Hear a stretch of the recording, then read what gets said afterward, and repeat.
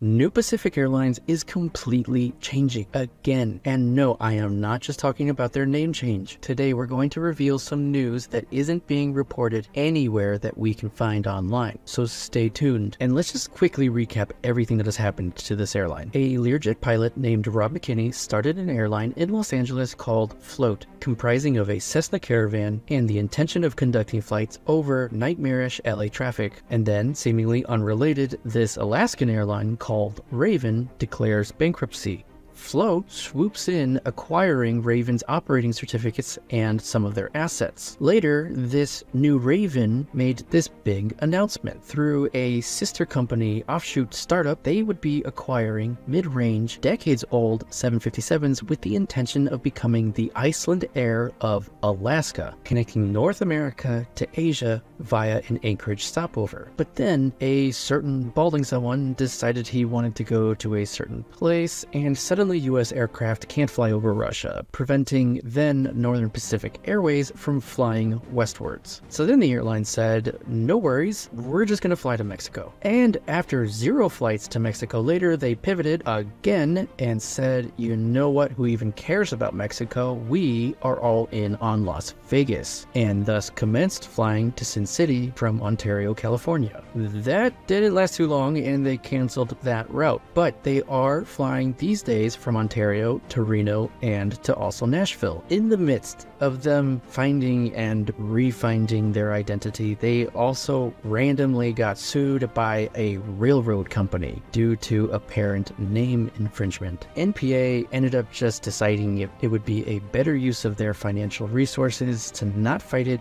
and to just change their name, which they then did. So now we are mostly all caught up, except for one other action that this airline took some time ago, which was to ask the public for money. Back in the summer of 2022, NPA launched a crowdfunding campaign that immediately drew some to raise some concern, as there have been other instances in the past where airline startups raised money and then just never took off. But thankfully, NPA did eventually start flights. And now for the update that you can't find anywhere online, it seems. We know what the startup is actually doing with the money it raised all the way back in 2022. Nothing. That's right, and we can confidently confirm that New Pacific won't be accepting any of the raised funds due to, out of all the reasons you might have guessed, the audit firm that they work with having restrictions imposed by its insurance policy that prevent the use of their services for public filings. It's unclear if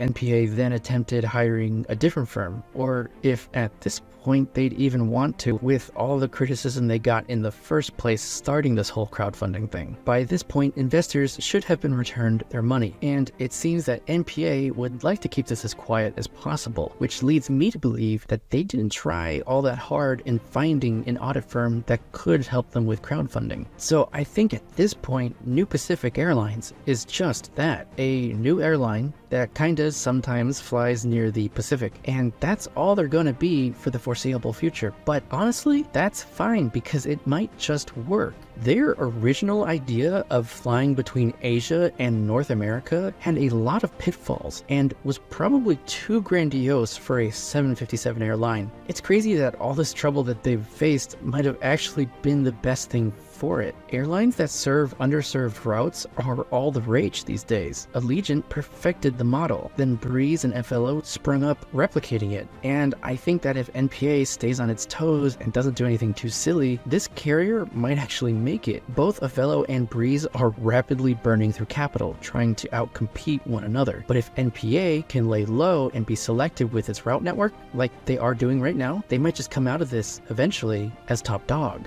Boeing wants the FAA to look the other way when it comes to a malfunctioning feature on their brand new 737 MAX 7 engines. Click the video on the right to learn more about what the FAA is thinking about doing.